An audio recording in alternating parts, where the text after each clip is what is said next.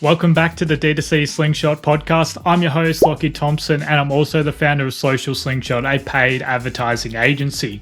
This podcast is your go-to resource for entrepreneurs seeking insights from industry leaders and experts. If you have magically stumbled across this podcast, then I'm truly grateful that you've chosen to listen. If you have any specific questions or topics you'd like us to cover, then don't hesitate to reach out to me on Instagram at Lockie Social Slingshot. While this podcast is tailored to the broader e-commerce community, if you are ever in need of direct marketing assistance, then Social Slingshot is here to help. Our mission is to drive as much success for as many e-commerce brands as possible by being the most results-driven and client-focused agency on the market. Now, with all that boring admin stuff taken care of, let's jump into today's episode. G'day everybody, welcome back to the DTC Slingshot Podcast. Today I'm joined with Aaron Alpeter, an expert in supply chain management. Aaron, do you just want to give yourself a quick introduction and explain the multiple brands that you're running at the moment? Absolutely. So first up, thank you so much for having me. It's a pleasure to be here. I love Australia. I've never been there, but it's on the list of things to go see. We've got quite a few companies that we work with that are from there. I'm Aaron Alpeter. I'm a supply chain guy, as you mentioned. I'm the founder of Izba, and basically what Izba is a portfolio of supply chain and supply chain tech companies, and our whole focus is on helping founders start, scale, and exit their businesses. So I can just run through them real quick. At Izba, it's a consulting company, and what we do is help brands prepare to exit and then help acquirers integrate those acquisitions. And so that could be everything from temporary COO help to reviewing your tech stack, figuring out how to become profitable, how to organize your team, your planning resources, et cetera. So that's company number one. Company number two is a company called Sourcify. And what we do is we help brands lower their COGS. So we've got a network of about 3,000 factories across 20, 25 different countries around the world. And effectively, if you have a widget you're paying $10 for today, we have that network that we can go find that product for $8.50 and then sell it to you for $8.60. And so that's the second company is Sourcify. And then the third company is a company that we built called Capabl. And what Capabl does, it helps brands hold their 3Ps accountable. So think automated on-time fulfillment and order accuracy scorecards. We've got a Shopify plugin. If you're a brand with a single fulfillment center, there's a free version. Go ahead and download that for free. Awesome. And supply chains isn't something I would have thought of doing at school. And for me, it seems pretty boring. Like, how did you actually get into supply chain management? Oh man, I think I've loved supply chain since before I knew what it was. I was at school and was at one school, transferred to another school, and was getting into the business school and trying to figure out what was their hardest major. Just put me in whatever you have. And it happened to be logistics. And the first time that I went to a factory or went to a warehouse, I just knew this is what I wanted to do. And there were, let's be honest, there were signs ahead of time that like I was probably a little bit weird. I remember being in a grocery store and being with my sister, and she was going to pick up some Cheerios. And I just sat there and held the box and said, do you know what it took to get all of this here? Someone had to plan how much stuff to order. They had to figure out the truck. They had to load it correctly. They do all these different things. And she just looked at me and said, hey, I just want the cereal and I want to get going. So I think there were early warning signs, but I've just been a lover of supply chains. And it's really, in my opinion, this intersection between geopolitics and ambition in the physical world. Yeah, cool. And obviously, as you said, it's not an industry that a lot of people would look into to get started with. How did you get started? Yeah, I think that it was a series of small things that kind of pointed me to that. So I knew that I wanted to do something in business. Like all people in the late 2000s, I decided to major in finance initially as my freshman year. Decided that wasn't it. Accounting wasn't it. And I just really love this idea of things that were moving and making and things like that. And so it was a series of factory tours, factory visits, just talking with people about how things actually got done in the real world. And was lucky enough to get a job right out of school with Unilever, was in their supply chain management program, and got a huge crash course in education into manufacturing and international trade and planning and all these things that a big company does at scale. Yeah, for sure. And obviously you would have got a lot of experience from working at a company like Unilever. What are some of those challenges that you had to overcome by working with such a big company? Yeah, I would say that in many ways, it's a lot like a lot of other places where you've got a lot of people trying to figure out different things and you've got conflicting KPIs that you're trying to deal with. But what I loved about Unilever was the thought that was put into certain things. And so even though there were things that maybe you definitely would have changed or was there, it was a well-oiled machine. It was something that everybody kind of knew their role. They had things scoped to a particular way, and it was incredibly efficient. And so I learned how a big company thinks about forecasting at scale. I learned about what procurement looks like at scale. I learned about what not to do from a systems perspective or a tech point of view. And so as with any job that you're at, there are lots of things that you're going to learn from that you're going to take with you, that you're going to want to do at a new company. And then there are things that maybe you learn and leave behind and say, I'm going to do it differently there. And so when you've got 100,000 people and billions of dollars of revenue, you just have this momentum that's just awe-inspiring to see. Yeah. And how does that differ from being in the startup culture? Oh my gosh, so different. I think that the first time that I moved from Unilever into Hubble Contacts, I had to unlearn a lot of behaviors. And so a good example is when you're in a big company in supply chain, you are almost programmed to have no as your default answer. And it's you say no because you're protecting your KPI, you're protecting the margin, you're protecting just the way that things have been done. Well, in a startup, that's not very helpful. In the startup, you're inherently doing things that haven't been done before. And so just as I worked with colleagues, I had to learn to not have my default answer be no every time somebody has a suggestion. It was really to think about the answer being yes, but, right? Still give them the trade-off, look at it and go through it. So a great example would be, there's nothing that is preventing you from wrapping your package in $20 bills. Absolutely nothing. You can get tape, you can get a stack of money, you can tape them on there. Is that a good idea? Probably not, right? It's going to cost us some amount of money. You're going to have, some sticky fingers in the warehouse maybe. And so, but the reality is that supply chain is about making things happen. And you have to come from a perspective of anything's possible. So let's brainstorm, let's figure it out. We may not like the answer, we may not like the cost, but our responsibility as supply chain professionals is to get to a point where you can make that trade-off. Yeah, for sure. And with startups, I know over the past few years, there's been so many startups that have started, especially during COVID. Now, everybody I talk to on this podcast is pretty much, oh my God, I started my business in COVID because we were locked in at home. Now, I imagine that time would have been an absolute nightmare for you and supply chain management and everything else to go along with that. You just want to briefly describe how the industry has changed over, say, the past 5 years. Yeah, COVID was a fun time. I think right in March of 2020, I had my second kid, and I was running three different companies, one in London, one in New York, and one in LA. I was running their supply chain. So would not have chosen to do that again. That's why I have the gray hair. I think I aged about 15 years in about 5 months.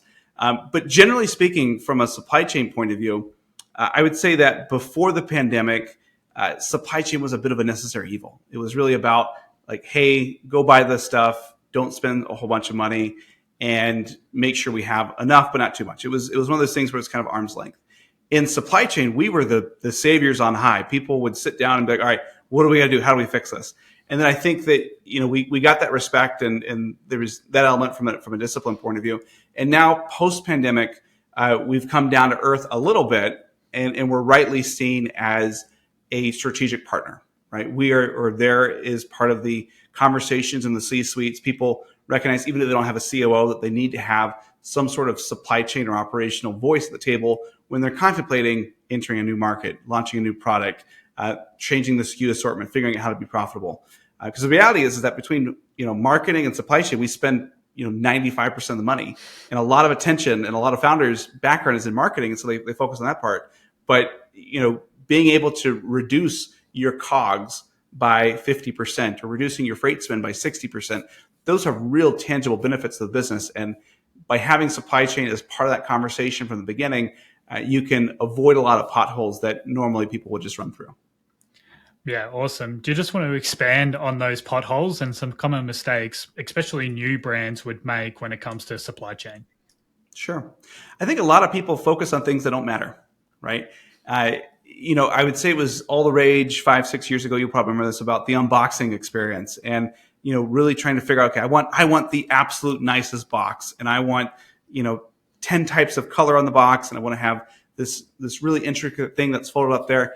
And those were right; those were beautiful unboxings. But what do people do with those boxes? They throw them away, right? If you're lucky, 1 out of 100 takes an Instagram post, and you might get some sort of organic things. But by and large, people look at it and say, "That's cool. I just want the thing, right? I just want that there." And so you have to look at that and think about, all right, we're going to change the artwork.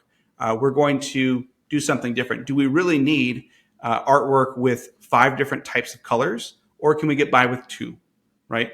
Do I need to have papyrus or some really organic, sustainable cardstock, or would recycled paper be sufficient for it, right? So it's some of those decisions there where people think that they're investing in the brand, but in reality, they're wasting money.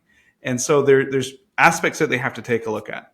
I'd say another issue that just to butt in, you just look at one of the biggest e-commerce stores in the world, Amazon, right? They just come in plain brown boxes to my door every second day. And I don't care. They just go in the bin like everything else. Yeah, they've optimized for that. And, I think we've certainly sorted out that from a marketing perspective, where by and large, most people are going to maybe just a single tone printed box if they're going to do something special. But you're right. By and large, people are saying, okay, I just need to fit stuff in the box, and that goes there. Another thing that people need to think about is their shipping speed. So a good example is, I'll give you two frames of reference here. So it used to be that everybody just demanded free fast shipping. And for the most part, people want free shipping.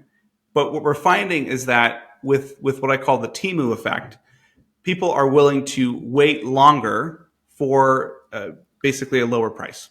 And so, if you order from Temu, at least here in the United States, it may be 2, 3, 4 weeks before what you ordered arrives. And that's because they're taking, the slowest possible route. They're being super efficient from those costing point of views, just to give you that trade-off. And so most consumers, especially on the lower end of e-commerce, are okay trading speed for margin or for cost in their pocket.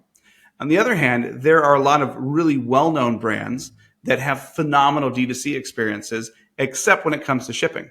And so I also host a podcast, and it's called E-commerce on Tap. And what we do is we tell the story of a very well-known D2C company each week, and then reverse engineer their supply chain and offer suggestions. And so we did 2 episodes that I'll share. Is one was about Fiore, which is an athleisure product here in the US. They're worth about $4 billion, and their returns processing is terrible. I bought some pants in there. I had to return it back in a what was it? It was a fruit roll-up box. I don't know if you have fruit roll-ups in Australia, but I couldn't return it back in a box. It was a very mundane sort of thing. And so that was just a terrible experience that was off-brand from a great company that was there that wouldn't have been that expensive to fix. On the other end of the spectrum, you've got a company like True Classic that has probably the best website and funnel that I've ever, as a consumer, been a part of.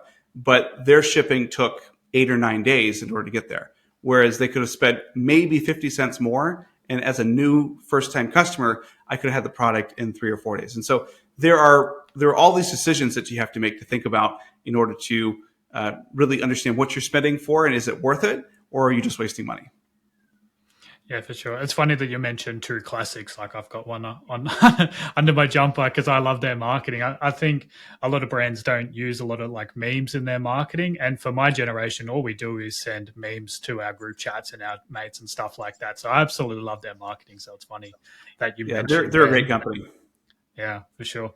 And now obviously there's so many levers that you can pull in your supply chain. Like, what are possibly the top 3 things that you like to focus on when maybe a new company comes to you and say, look, we want to fix our supply chain? What are the first 3 things that you look at fixing? Sure. So I'll step back. I'll answer that from a slightly different angle. But whenever I talk to a company, I always want to know what they want to do. What's their goal, right? Supply chain is about making things happen, and you have to be intentional about what you want. Starting a business is very hard. It is mind-numbing. It is frustrating. It is, all these things that would be a reason not to do it. And yet we still keep coming to it. And usually things fall into 2 paths. Either there is a founder who is very passionate about what they're doing, and they are passionate about who it is, what being an entrepreneur means about them personally, their self-worth, how the lifestyle they want. And so they want to build a lifestyle business that is going to allow them to have the most profit in their pocket with the least amount of work possible, right? That's one sort of outcome. On the other end of the spectrum, you have very passionate, very dedicated founders who are looking to build something that somebody else wants to buy, right? They're looking for that acquisition. And so you build those two types of companies very, very differently. And so that's really the first question I ask is like, what are we going for here? And you can change your mind later on, but you should kind of be approaching it and saying, okay, I want to build this as if I'm going to run it for the next 15 years, but I want to leave optionality in case someone wants to come buy it. And so really what I look at is there are three ingredients for an acquisition or for a lifestyle business you have to look at. The first one is you have to be profitable. That used to be a luxury, something that, before the pandemic when money was basically free, that people took for granted. But you have to be profitable. If you're not profitable, you have to figure out how to be profitable so that you're default alive and you can keep doing what you're doing versus just playing startup. The second thing is you have to have some sort of plus one capability. And this means that something that is unique about your team or your business that is either going to give you an edge that helps you cement your lifestyle business or gives you an edge that an acquirer is going to want to purchase. This could mean that you are awesome at Amazon marketing. It could be that you have unique distribution relationships. It could be that you have unique IP or designs or something like that is going to separate you. And the third part is you have to think about what meat you leave on the bone and you leave in your back pocket. And so what I mean by that is it may not be the right thing to expand into all the countries all at once everywhere. It might be better to focus in on your home market, really nail that, and then always know that if you're in Australia, you can expand to the US, you can expand to Europe. And that's in your back pocket in case you need to have another growth lever. Or an acquirer may look at this and say, hey, I'm willing to pay 4 or 5x profit versus 2 or 3x profit because I know that I can plug you into my distribution network over here and dramatically increase the business pretty quickly. Yeah. Now, me being in Australia, I've worked with a few brands that have expanded internationally, and there always seems to be some pretty big headwinds. Now, what sort of advice would you give to those brands who are looking to expand internationally? What are some of the common pitfalls?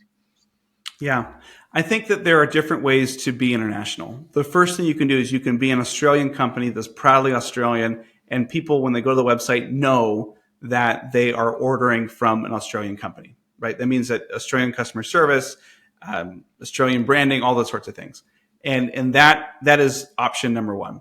Option three, I'll go to three, is you have a completely localized experience. And so if you're trying to expand to the US, you have a warehouse here, you have customer service team here, you have operations people here, you have a website that looks and feels like it's a US entity versus an Australian entity. And those are two kind of ends of the spectrum. In the middle is a roughly kind of fake it localized approach where you have your team still in Australia, but you are leveraging that time zone. So you just have people who are willing to work through the night or willing to work late into the evening in order to provide that customer service to mimic what's there. And then you probably don't have a warehouse in the US. You're going to pay extra to expedite it there to kind of mimic there. So there's a bit of either you say like, hey, we're Australian and it's going to take some time to get there, or you're completely US effectively, or you kind of fake it till you make it. Yeah, it's a bit of a mix. Everybody has different situations and stuff like that going on within their business. So I guess it's pretty unique to the business circumstances, eh? With obviously things are evolving pretty quickly, and then there's like blockchain technology is getting bigger and bigger as well. Like, is that playing more into the supply chain space at the moment, or is that an emerging trend that you see continuing? I think right now it's something to keep an eye on, but it's not something that is really there. And the challenge, it's a technical problem, is when it comes to blockchain, it's the speed of these ledgers. For it to be truly helpful and something that would be revolutionary, you're going to have an enormous amount of contracts and data that are out there, and it's just taking way too long to kind of settle those things out. And so that is a longer term thing that will be solved eventually. I think a bigger thing that's impacting right now is AI. And so when it comes to AI, there are some things that are kind of just cute people are putting on there to raise money, and then there are other things that actually matter. And the things that actually matter are, ideas where you're uploading invoices and you're scraping a PDF and you're normalizing that data, and then you're able to do invoice auditing, or you're able to kind of walk through and validate certain things. That's a big area that I see growing. There's also a lot coming out in the planning space. I know several very, very large, $100 million aggregators here in the United States have built, they've hired like data scientists and folks like that to build out software that is replacing or augmenting their internal planning teams. And I think that within 5 years from now, we're going to see software companies get birthed out of these aggregators because they've effectively had a portfolio of 20, 30, 50 brands that they have seen all these different paradigms for. And so now they have something that is performing better than humans, or performing better than other software out there that wasn't taking that data into account. So it's definitely something that's changing a lot. And it's pretty fun to watch. Yeah, one thing I'm keeping an eye on closely at the moment is a company called Triple Whale. They've just released their AI model called Moby. So I just noticed in their Slack channel they posted an update about that. So I'm pretty keen to go check that after. And then Shopify is integrating AI as well. And yeah, once those become more developed over the next 6 to 12 months, I think they're going to be extremely useful, and might put a few people out of the job. Yeah, well, I think it'll just change what the jobs are. I think that one of the big macro trends that I've been paying attention to is just outsourcing. And so what was great about the pandemic is that we learned that we were comfortable with video calls and working remote. And what that's kind of created is this realization that, wow, rather than hiring some kid out of school to run a part of my supply chain, I can hire someone with a master's degree in East Asia who's willing to work US hours in order to take care of these things. And so it's this really interesting thing where, we're hiring folks from overseas. Lots of companies are hiring folks from overseas. But I just wonder, like, what's the ecosystem going to look like 5 or 10 years from now, as there's really very few entry-level jobs for people to come in and kind of cut their teeth for those sorts of things. Yeah, for sure. Like when I look at supply chain and people start talking about margins and blah, blah, blah, I'm just a marketer. I'm not an accountant, or have no knowledge about warehouses and logistics and all those sorts of things as well. So it's definitely an area where people just say, oh, fix your supply chain. But there's so many different elements to it that you need to be across.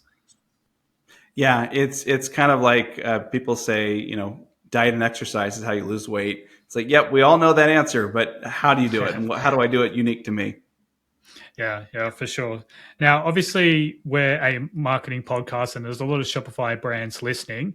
One stage or one important decision you need to make sort of early on as you're growing is 3PLs. What do you look for in a 3PL when you're looking to connect a brand with one? Yeah, that's a great question. And, we have spent a lot of time thinking about this, and we actually have the internet's largest open database of 3PLs. If you just go to izba.co/fulfillment-exchange, you'll see this full database of about 2,200 3PLs around the world. But the important thing is this is a relationship, right? And you want to make sure you have the right relationship. Obviously, cost is important, but if you have a problem, are you okay with a email box that gets back to you at some point in time, or do you want to be able to talk to someone? I have a lot of brands that we're testing kind of just using Amazon fulfillment to do not only the logistics for Amazon, but also for Shopify. And it's a fantastic service. They perform well, and it's a fair value. But the challenge is that I can't do any customization within Amazon, right? If I want to change something, or if I want a multi-pick order, I get penalized for that. So these are really good for single picks and things like that. And so what I always recommend that people do is to start by self-fulfilling, get a sense for what it is that you want, and do everything you can to write down what those steps are, what's good, what's bad, take pictures of what's good and what's bad, and then try to find a partner where you're going to be the right size. You don't want to be the biggest person in a 3PL, but you also don't want to be the smallest. I usually love to be kind of like number 3 to 5. And there are an enormous amount of 3PLs out there that all specialize in something slightly different. and it's about what they offer and that fit that is just kind of the key thing that you need to look at. Yeah, cool. Some good advice in there. Now, obviously, you've got a lot of experience across multiple years and multiple brands and multiple businesses. What are some, what's an amazing success story that you've been a part of? Yeah, I've been lucky enough to be a part of quite a few acquisitions and lifestyle brands where the founders are now driving Maseratis and working 4 hours a week. So there's some great stuff there. I think probably the headline acquisition that I was directly part of was Mirror being acquired by Lululemon for $500 million. So that company I launched publicly in I think it was October of 2018. And I got connected with the company in December of 2018 and joined in January 2019 through Izba, and basically built the entire supply chain, ran everything end to end, and built a company where we were basically shutting down the line when I started because we didn't have enough screws or bolts or things like that, to at its peak having something where we had 3 factories running at the same time during COVID, and we were producing thousands of units a week, and getting things installed with under 2 weeks of lead time. Yeah, awesome. Now, you don't have to go into too much detail, but what are some of the biggest levers you pulled within that? Yeah, I think that understanding when it was time to renegotiate was a big one. So whether that be looking at contracts with existing manufacturers, changing freight providers, things like that. And so just understanding where we're in that spectrum. I think also being willing to take a look at what we had and ripping it up and saying, okay, if we had to start over now with the information we have, how would we build it? And we rebuilt the supply chain probably 5 or 6 times as the company got bigger, got smaller, and shifted around in certain parts like that. And then just being able to really focus on the right type of team that you need and the right type of capabilities. A lot of folks will say, oh, I'm X $1 million in revenue now, I need to go buy a fancy software. And that may be the case, but in reality, what you need is good foundational processes that the software then automates versus trying to find a software that's going to be the end all be all of your problems. Yeah, awesome. Now, obviously, we're getting to the end of this podcast today. Is there anything that you wanted to leave listeners with? I think that, starting a business is hard, sticking with it is hard. And I think it's just really important that people understand that in many cases, supply chain is how your business is viewed by the outside world. You want to be the type of company that your vendors want to work with, that the people on the other end of the phone or the email want to do with. And so I can't underestimate the importance of investing in those relationships, to visit your factory, to visit your warehouses on a regular basis if schedule and circumstances allow. But get to know them, get to know what their kids' names are, what they like to do, what their favorite sports team is, and just try to make sure that you see these people as people, because they want you to be just as successful as you want to, and they're a valued partner versus a line item that needs to be squeezed. Yeah. As I said before, I'm just a marketer, and that's something that I've never thought about. I was like, don't you just ring up a 3PL and they just pack your order? You just send them what you need packed and they ship it out for you, sort of thing. So yeah, it's interesting, learning about how important that relationship is, because if things go south, you do want to jump on a phone and be like somebody by your side and knowing how to fix it. Cool, mate. Thanks so much for coming on today. I'm sure the listeners got a lot out of it. Now, before we wrap up, just want to give a quick plug to your socials and where people can interact with you and your brands. Yeah, I'm very active on LinkedIn, so just Aaron Alpeter. Tell me that you heard me on DTC Slingshot if you want to send a request, and I'll be glad to add you. And then somewhat active on X, just at AK Alpeter, and then also have a newsletter that I publish every other week. Awesome. Thanks so much again for coming on today, and I'll see everybody in the next episode.